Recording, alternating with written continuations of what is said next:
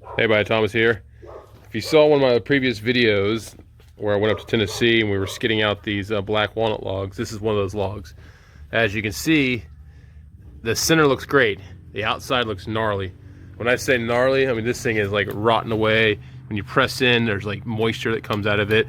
I mean, this was a nasty looking log on the ground, but I'm going to show you how you can take a log that looks as poor as this one does on the outside and turn this into a very, very expensive log. Because I'm going to turn this into actually mantles.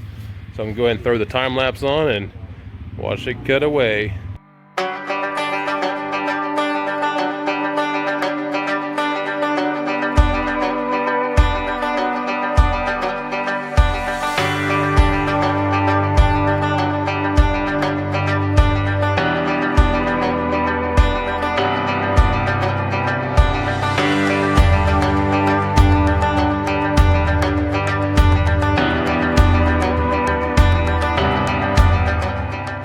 Okay, so you may be asking yourself, what the heck?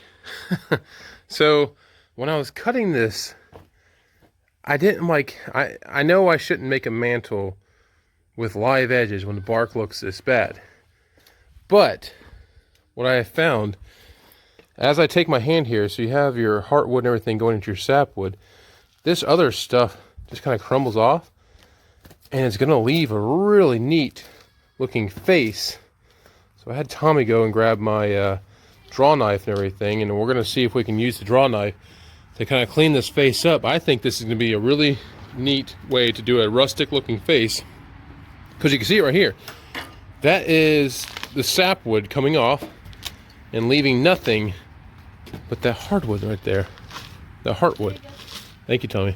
So I don't know about y'all, but I think this is going to turn out pretty nice. I mean, that'll still have, I still have some density to there's a smidge of sapwood here that has some density to it.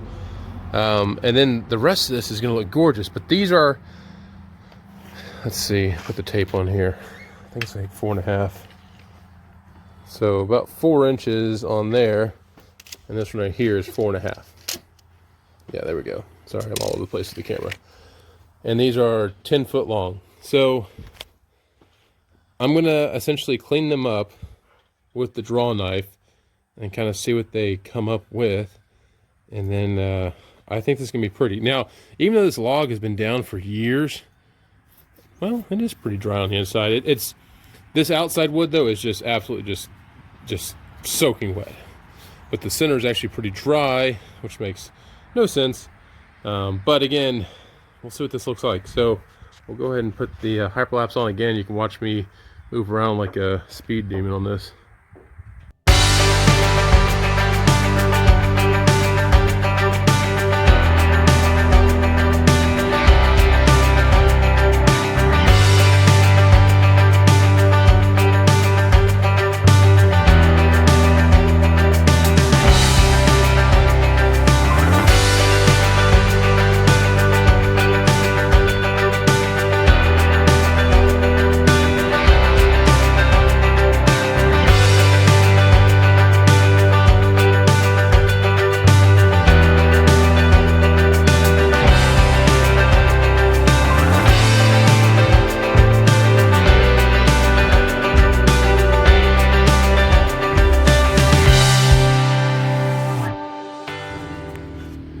Okay, so these I think are going to be pretty interesting looking.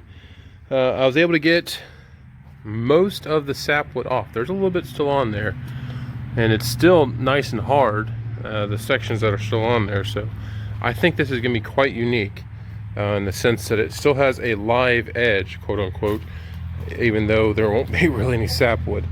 There's going to be a slight transition layer between it, and I might skim,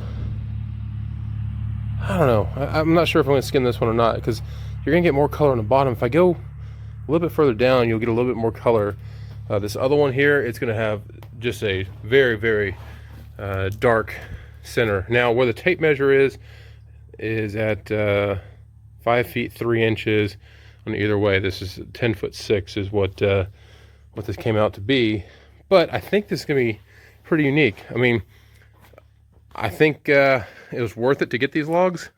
This is going to look very unique for a live edged, even though it's not technically live edge, it's going to be live heartwood edge ish black walnut mantels. Again, this first one here is about 4 inches, the other one's at 4.5. So the only thing I'm worried about is any kind of checking that's going to occur while this is drying. Typically when you cut this thick, you are going to get some checking. I may actually, well, there's no point in painting the ends. It's already occurred. So I don't know, we'll see. We'll see what I do on this one here. I've got the edge off, and I'm going to go ahead and throw it in the barn and maybe look at it in like 4 to 6 months. We'll see what she looks like then, and then might take the sander to it and see what we can make with this, because I think this is going to be pretty. This will be definitely unique. I've never thought about doing a true solid black walnut mantle because that's just ridiculous, but I think this is the tree that it's made for, and I'm very happy with this looks. So yeah, we'll see later in the future. I'll take these back out and we'll see what we can do with them, but I really need to get a moisture reading on them.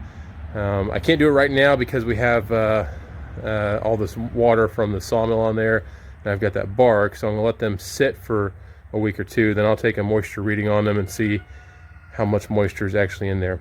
Now this bottom board here, one last thing, it does have the pith in it. As you can see, it stayed about an inch above the actual center of the pith. So the bottom, or the vertical standing mantle there, that one will probably be the most stable. This one right here, that pith area on the back side could open up on me, but we'll see. I really don't want to take any more off, but we'll see. All right, well, have a good one. We'll talk to you later. Thanks. Bye.